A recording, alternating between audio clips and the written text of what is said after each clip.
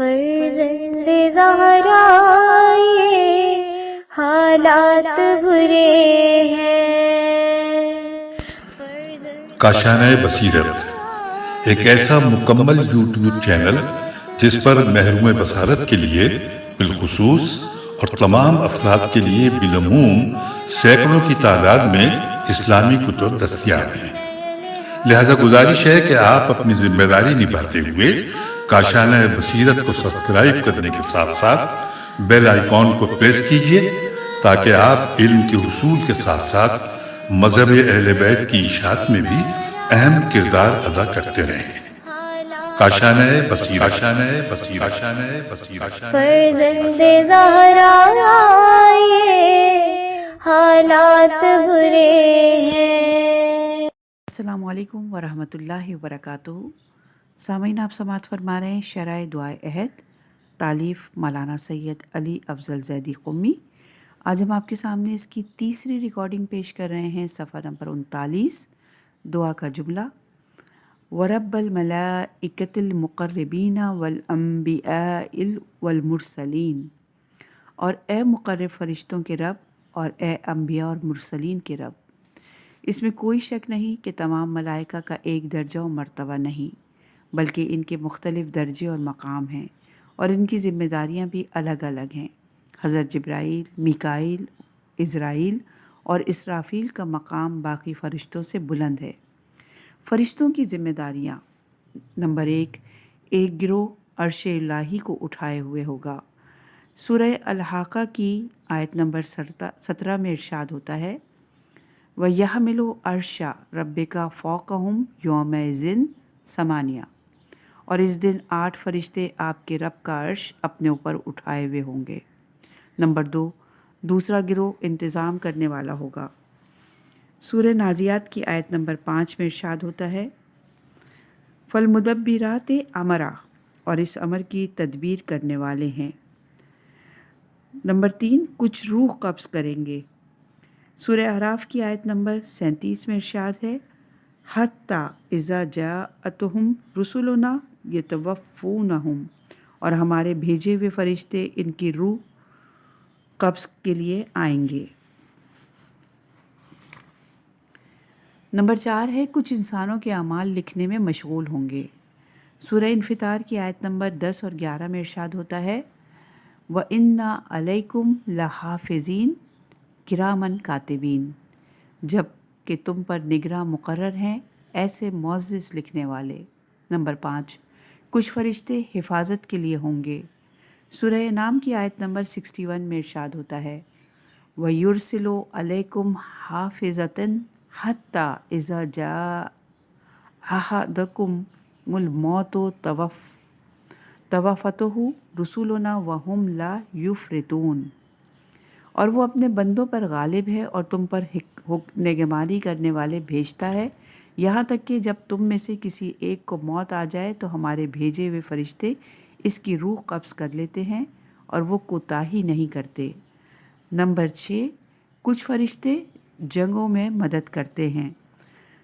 سورہ احزاب کی آیت نمبر 9 میں ارشاد ہوتا ہے: یا ایھا الذین آمنوا اذکروا نعمت اللہ علیکم اذا جاءتکم جنودا فارسلنا علیہم ریحا وجنودا لم تروھا، اے ایمان والو، اللہ کی وہ نعمت یاد کرو جو اس نے تم پر کی جب لشکر تم پر چڑھ آئے تو ہم نے ان پر آندھی بھیجی اور تمہیں نظر نہ آنے والے لشکر بھیجے۔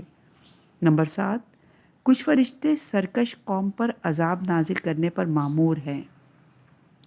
سورہ ہود کی آیت نمبر 77 میں ارشاد ہوتا ہے: وَلَمَّا جَاءَتْ رُسُلُنَا لُوطًا سِیَٰ بِهِمْ، اور جب ہمارے فرستادہ لوط کے پاس آئے تو لوط ان سے رنجیدہ ہوئے۔ نمبر 8، کچھ فرشتے حمد خدا اور زمین والوں کے لیے استغفار کرتے ہیں۔ سورہ شورى کی آیت نمبر 5 میں ارشاد ہے: وَالْمَلَائِكَةُ يُسَبِّحُونَ بِحَمْدِ رَبِّهِمْ وَيَسْتَغْفِرُونَ لِمَنْ فِي الْأَرْضِ، اور فرشتے اپنے رب کی ثنا کے ساتھ تسبیح کرتے ہیں اور اہل زمین کے لیے استغفار کرتے ہیں۔ نمبر 9، کچھ فرشتے مومنین کی شفاعت کریں گے۔ سورہ انبیاء کی آیت نمبر 28 میں ارشاد ہوتا ہے ولا یشفعون الا لمن ارتضی، اور وہ فقط ان لوگوں کی شفاعت کر سکتے ہیں جن سے اللہ راضی ہے۔ نمبر 10، کچھ فرشتے مومنین کو حالت احتضار میں بشارت دینے پر مامور ہیں۔ سورہ فصلت کی آیت نمبر 30 میں ارشاد ہوتا ہے ان الذین قالوا ربنا اللہ ثم استقاموا تنزل علیہم الملائکۃ الا تخافوا ولا تحزنوا وابشروا بالجنۃ التی کنتم توعدون، جو کہتے ہیں ہمارا رب اللہ ہے، پھر ثابت قدم رہتے ہیں، ان پر فرشتے نازل ہوتے ہیں اور ان سے کہتے ہیں نہ خوف کرو نہ غم کرو اور اس جنت کی خوشی مناؤ جس کا تم سے وعدہ کیا تھا۔ نمبر 11، کچھ فرشتے برے لوگوں کو حالت اعتذار میں سزائیں دینے پر مامور ہیں۔ سورہ محمد کی آیت نمبر 27 میں ارشاد ہوتا ہے فَكَيْفَ إِذَا تَوَفَّتْهُمُ الْمَلَائِكَةُ يَضْرِبُونَ وَوُجُوهَهُمْ وَأَدْبَارَهُمْ، پس اس وقت ان کا کیا حال ہوگا جب فرشتے ان کی جان نکالیں گے اور ان کے چہروں اور سروں پر ضربے لگا رہے ہوں گے۔ نمبر 12، کچھ فرشتے جنت میں ایک گروہ مومنین پر صلوات بھیجیں گے۔ سورہ زمر کی آیت نمبر 73 میں ارشاد ہوتا ہے سلام علیکم طبتم فادخلوها خالدین، تم پر سلام ہو، تم بہت خوب رہے، اب ہمیشہ کے لیے اس میں داخل ہو جاؤ۔ نمبر 13، کچھ فرشتے دوزخ کے لیے مامور ہیں۔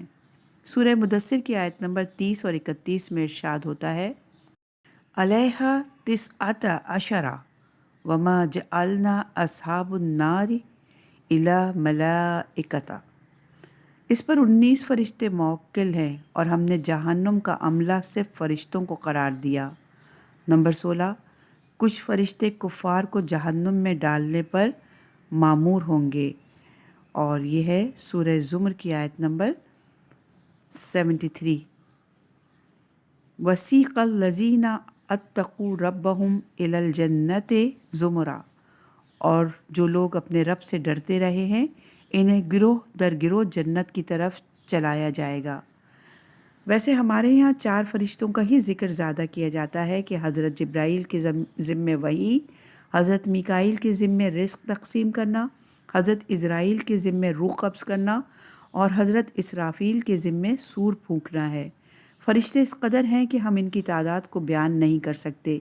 چھٹے امام جعفر صادق علیہ السلام فرماتے ہیں خدا نے فرشتوں سے زیادہ کس مخلوق کو خلق نہیں کیا۔ امام صادق علیہ السلام نے فرمایا امام حسین کی قبر اور 7 آسمان کے درمیان تک مختلف ملائکہ آتے ہیں جو امام حسین علیہ السلام کی زیارت کو آتے اور جاتے ہیں۔ ان کی قبر کے ارد گرد بعض روایت میں ملتا ہے کہ 4000 فرشتے غبار آلود بالوں کے ساتھ روز قیامت تک گریا کرتے رہیں گے۔ کتاب کے طولانی ہونے کی وجہ سے ہم ملائکہ پر زیادہ گفتگو نہیں کر رہے ہیں۔ کافی روایات فرشتوں کے متعلق موجود ہیں۔ اہل مطالعہ حضرات بحار الانوار، ثواب الاعمال، وسائل الشیعہ، مدینۃ المجائز، کامل الزیارات، جامع الاخبار وغیرہ کی طرف رجوع کر سکتے ہیں۔ آخر میں ایک روایت ذکر کرتے ہیں کہ انس بن مالک کہتے ہیں کہ رسول خدا صلی اللہ علیہ وآلہ وسلم نے فرمایا اللہ تعالیٰ نے علی ابن ابی طالب کے چہرے سے نکلنے والے نور سے 70,000 ملائکہ کو خلق کیا جو ان کے لیے اور ان کے محبوں کے لیے قیامت تک استغفار کرتے ہیں اور کرتے رہیں گے۔ صفحہ نمبر ہے 44، نبی اور رسول میں فرق۔ یہ بات ذہن میں رہے کہ نبی اور رسول میں فرق ہے۔ ایک فرق یہ ہے کہ نبی وہ ہوتا ہے جو وحی الہی پر مطلع ہوتا ہے اور جو اسے وحی کی جائے اس کی خبر دے، لیکن رسول وہ ہوتا ہے جس کے شانوں پر ذمہ داری یا پیغام پہنچانا رکھا جائے۔ گویا نبی فقط وحی لیتا ہے، اگر کوئی آئے اسے بتا دے، جبکہ رسول کی طرف وحی کے ساتھ ساتھ پہنچانا بھی ہوتا ہے۔ جیسا کہ عرض کیا کہ 1,24,000 انبیاء ہیں، ان میں سے 313 رسول ہیں اور 5 اولو العزم نبی ہیں۔ سورہ بقرہ کی آیت نمبر 253 میں ارشاد باری تعالیٰ ہے تلک الرسل فضلنا بعضهم علی بعض، ان رسولوں میں سے ہم نے بعض کو بعض پر فضیلت دی ہے۔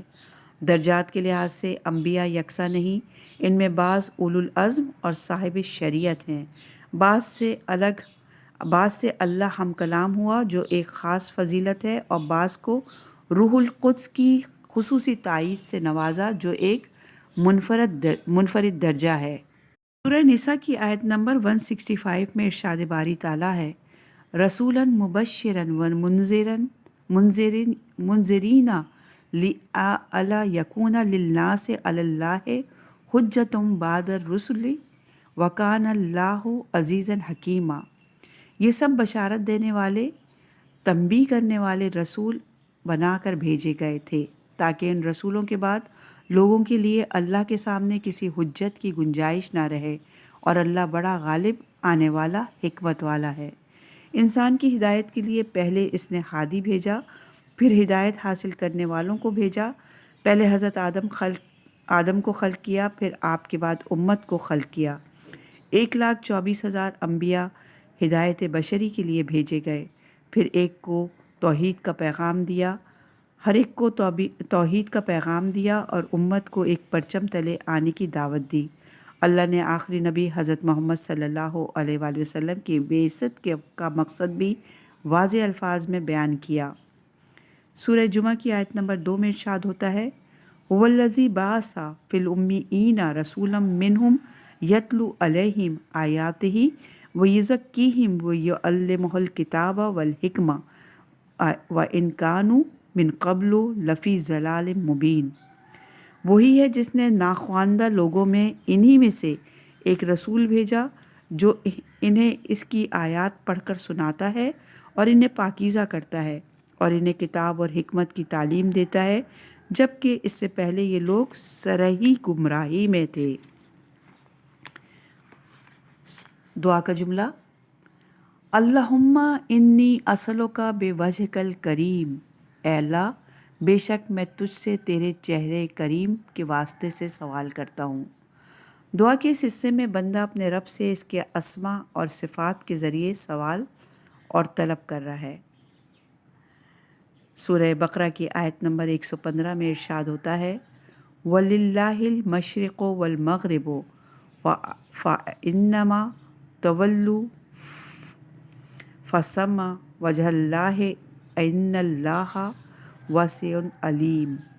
اور مشرق ہو یا مغرب دونوں اللہ ہی کے ہیں، پس جدھر بھی رخ کرو ادھر اللہ کی ذات ہے، بے شک اللہ سب چیزوں کا احاطہ رکھنے والا، بڑا علم والا ہے۔ اور دوسری جگہ سورہ قصص کی آیت نمبر 88 میں ارشاد ہوتا ہے کل شیء ہالک الا وجہہ، ہر چیز فنا ہونے والی ہے سوائے اس کی ذات کے۔ حارث بن مغیرہ کہتا ہے کہ میں نے امام جعفر صادق علیہ السلام سے اس آیت کے بارے میں سوال کیا تو آپ نے فرمایا لوگ اس بارے میں کیا کہتے ہیں؟ میں نے کہا لوگ کہتے ہیں کہ وجہ خدا کے علاوہ ہر چیز نابود ہو جائے گی، وجہ خدا کے علاوہ ہر چیز نابود ہو جائے گی۔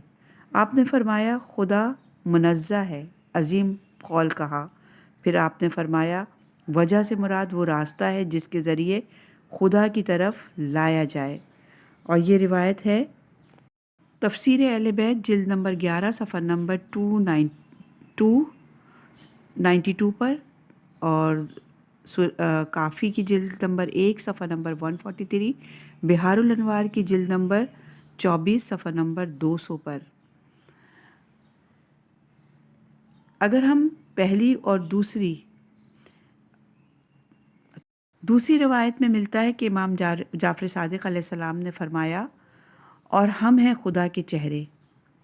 اگر پہلی اور دوسری روایت پر غور کریں تو پتہ چلتا ہے کہ پہلی روایت میں وجہ سے مراد وہ راستہ لیا گیا جو انسان کو خدا تک پہنچاتا ہے، اور دوسری روایت میں گویا اس راستے کے مصداق کو شخص و معین کیا گیا ہے کہ اہل بیت علیہ السلام وہ وجہ، پروردگار عالم اور وہ صراط مستقیم ہے جو لوگوں کو خدا تک پہنچاتے ہیں۔ آیت میں وجہ کی ساتھ صفت کریم کا ذکر ہے۔ کتاب الہی کریم ہے۔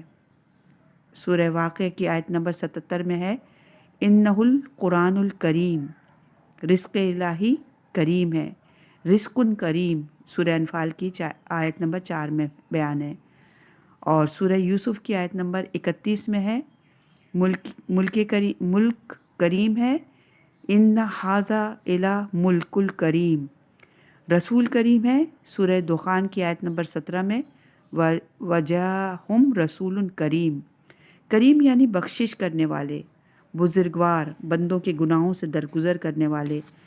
جب خدا کریم ہے تو اس کا رسول بھی کریم ہے، کتاب بھی کریم ہے، اور پھر کوئی ایسا راستہ انسان کے لیے نہیں بچتا کہ وہ خدا کی بارگاہ سے نا امید ہو، صادق اور امین پر نازل کردہ کتاب کی تلاوت کرے اور اپنے گناہوں کی بخشش کرواتا رہے۔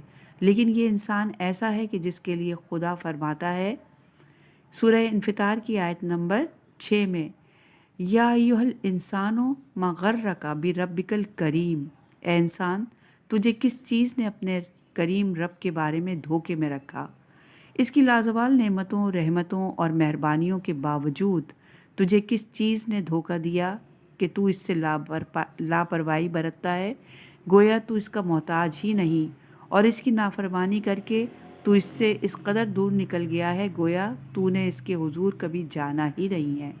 بس اس دعا کے جملے میں کہ ہم تیرے کریم چہرے کے ذریعے تجھ سے سوال کر رہے ہیں، یقیناً اللہ کے دور میں کریم چہرے کا مالک، اللہ کے دور میں کریم چہرے کا کامل اور اکمل مصداق امام مہدی علیہ السلام ہیں۔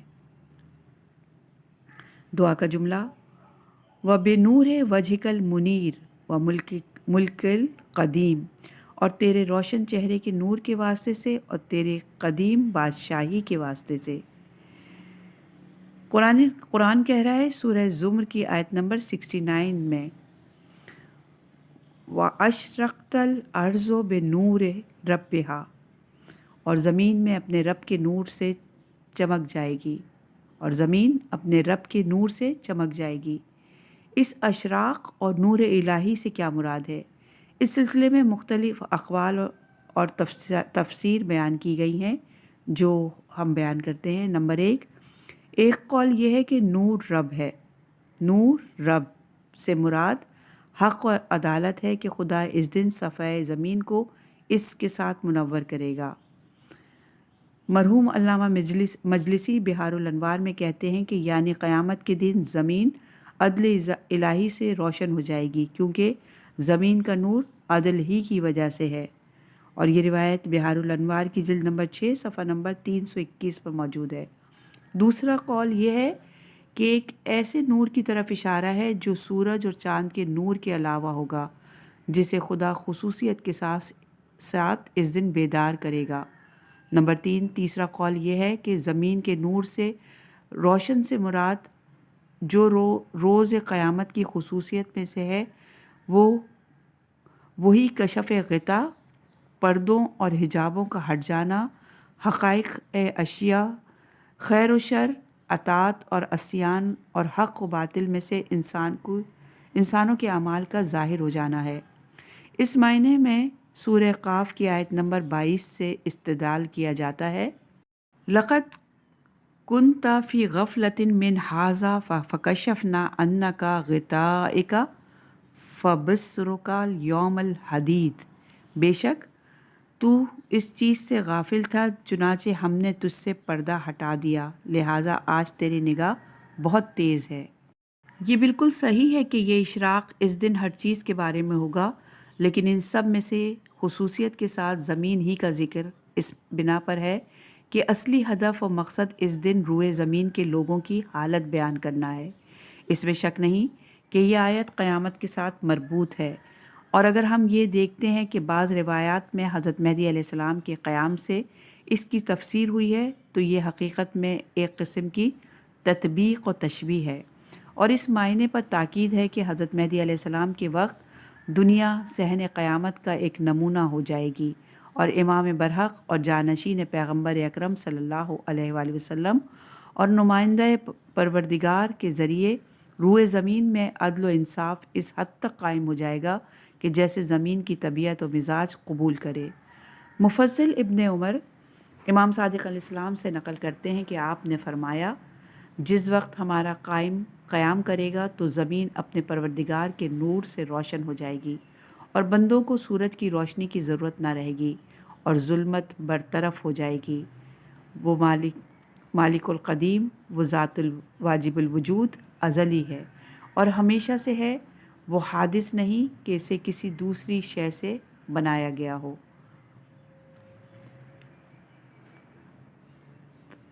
وَلِلَّهِ مُلْكُ السَّمَاوَاتِ وَالْأَرْضِ سورہ آل عمران کی آیت نمبر 189 میں آسمانوں اور زمین کی بادشاہی اللہ ہی کے لیے ہے۔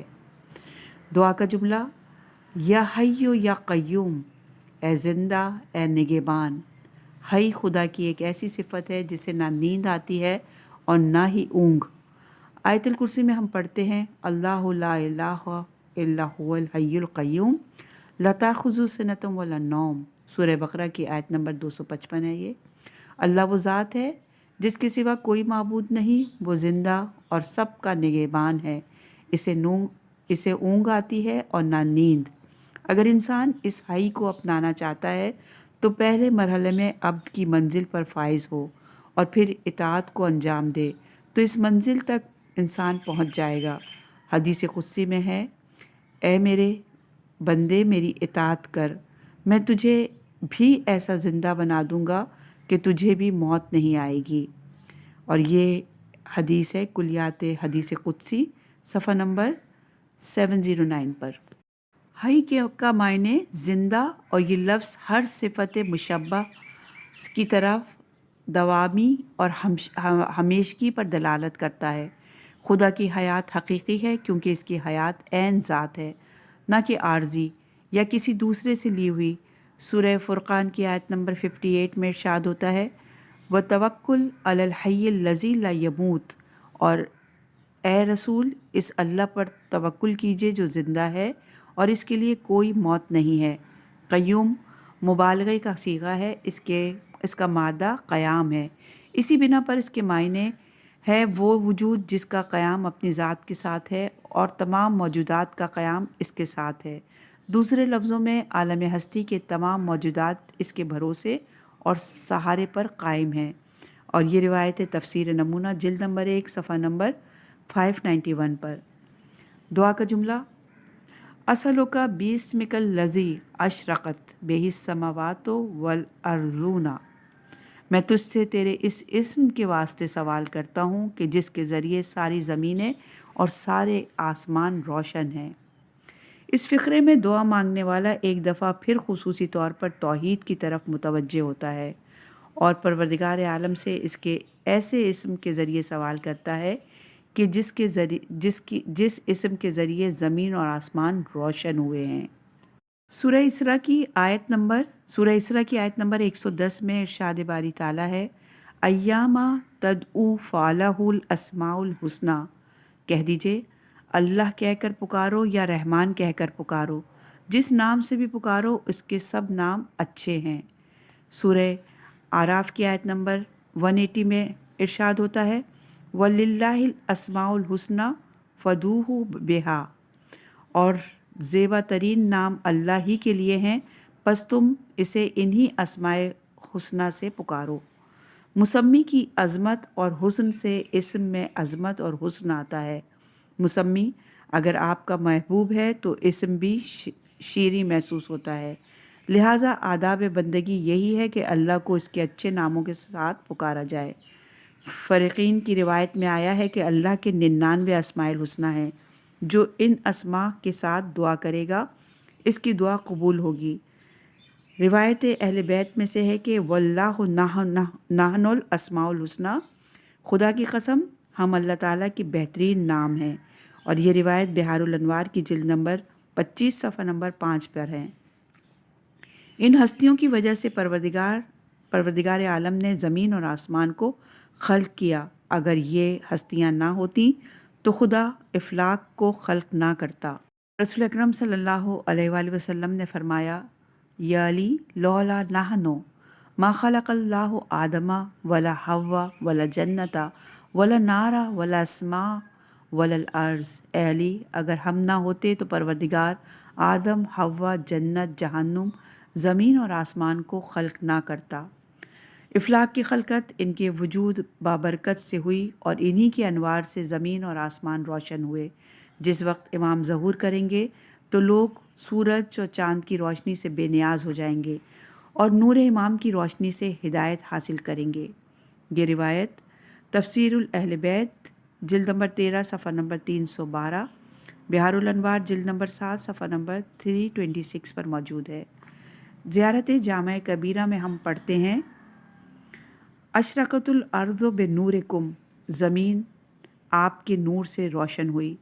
جب نور امام سے زمین منور ہو جائے گی اور اقتدار امام کا ہوگا تو اسماء حسنہ کے تمام مراتب بروئے کار ہوں گے اور ان کے آثار ہر طرف نمایاں ہوں گے، جیسے علیم، قدیر، سمیع، بصیر وغیرہ۔ روایت میں ہے کہ جب امام مہدی علیہ السلام ظاہر ہونے کے بعد اپنے دست مبارک کو لوگوں کے سروں پر پھیریں گے تو اس سے ان لوگوں کے ایمان کی تکمیل ہو جائے گی، اور جب ایمان مکمل ہو جائے گا تو سب لوگ صدق و صفا کے ساتھ عمل انجام دیں گے اور ان کے عمل میں اخلاص کی خوشبو رچی بسی ہوگی۔ یہی وہ دور ہوگا جب ہر طرف امن و امان ہوگا۔ دعا کا جملہ وَبِسْمِكَ الَّذِي يَصْلَحُ بِهِ الْأَوَّلُونَ وَالْآخِرُونَ، اور تیرے اس اسم کے واسطے سے کہ جس کے ذریعے اولین اور آخرین صلاح چاہتے ہیں۔ یہی الفاظ ہمیں دوسری دعاؤں میں بھی دکھائی دیتے ہیں، جیسے امام حسین علیہ السلام کی دعا میں ہے وَأَسْأَلُكَ بِنُورِ وَجْهِكَ الْقُدُّوسِ الَّذِي أَشْرَقَتْ بِهِ السَّمَاوَاتُ وَأَرْضُونَ وَانْكَشَفَتْ بِهِ الظُّلُمَاتُ وَصَلَحَ عَلَيْهِ أَمْرُ الْأَوَّلِينَ وَالْآخِرِينَ۔ اسم سے مراد یقیناً اسم کامل خلیفہ الہی ہے جس سے اولین اور آخرین صلاح پائیں گے، کیونکہ اللہ تعالیٰ نے حجت اور امام کو مخلوق سے پہلے مخلوق کے ساتھ اور مخلوق کے ساتھ قرار دیا ہے۔ اثبات الحادہ الحجت قبل الخلق وما الخلق بعد الخلق، حجت مخلوق سے پہلے اور مخلوق کے ساتھ اور مخلوق کے بعد ہے۔ زمین کسی زمانے میں کبھی حجت خدا سے خالی نہیں ہوتی۔ آج کے دور میں حجت خدا امام مہدی علیہ السلام ہے جو اس دنیا کی اصلاح فرمائیں گے۔ الہی نمائندے کا کام یہی ہے کہ وہ انسان کو فساد سے بچائے اور اسے اصلاح اور فلاح تک پہنچائے۔ زیارت جامعہ میں ہم پڑھتے ہیں فاز الفائزون بولایتکم بکم یسلک بہ ارزونا، اور کامیاب ہونے والے آپ کی ولایت کے طفیل کامیاب ہوں گے۔ آپ حضرات ہی کے طفیل لوگوں کو رضوان کی نعمت نصیب ہوگی۔ بے شک ہم لوگ انوار ائمہ طاہرین کے پرتو اور سائے میں زندگی گزار رہے ہیں۔ اگر روئے زمین پر حجت خدا باقی نہ ہوتی تو زمین اپنے اہل کو نگل لیتی، یا امام مہدی کی بدولت دنیا قائم و دائم ہے۔ یہ کہنا بیجا نہ ہوگا کہ اگر یہ دنیا پہلے محمد کی وجہ سے خلق ہوئی تو آخری مہدی کی وجہ سے باقی ہے۔ دعا کا جملہ یا حیّن قبل کل حی و یا حیّن بعد کل حی و یا حیّن حین لا حی، اے ہر بندے سے پہلے زندہ اور اے ہر زندہ کے بعد زندہ، اور اے اس وقت زندہ جب کوئی زندہ نہیں۔ اس میں کوئی شک نہیں کہ تنہا موجود کہ جو حی اور قیوم ہے وہ پروردگار عالم کی ذات واجب الوجود ہے۔ خدا کے علاوہ کوئی بھی حیات مستقل نہیں رکھتا۔ تنہا خداوند متعال زندہ حقیقی ہے اور دیگر موجودات اس سے وابستہ ہیں۔ دعائے عہد میں حیات کا تکرار اور اس کے بعد زندہ اور موت کی طرف اشارہ کرنا شاید اس بات کی طرف اشارہ ہو کہ اس کا ربط رجت کے ساتھ ہوگا، کیونکہ رجت کا عقیدہ رکھنا بہت ضروری ہے، کیونکہ رجت کی طرف قرآن مجید میں بھی نمونہ موجود ہے۔ رجت یعنی مرنے کے بعد زندہ ہونا، جیسے اصحاب کہف کا واقعہ۔ اس کے علاوہ دوسرے نمونے بھی قرآن میں ذکر ہیں۔ سورہ بقرہ کی آیت نمبر 73 میں تفصیل کے ساتھ رجت کے مسئلے کی طرف اشارہ کیا گیا ہے۔ سورہ مائدہ کی آیت نمبر 110 میں بھی اشارہ موجود ہے، اور احادیث میں بھی تقریباً 200 کے قریب موجود ہے جو صحیح ہیں، اور 40 سے زیادہ ثقات راویوں نے علماء اسلام سے 50 کتابوں سے زیادہ میں ذکر کیا ہے۔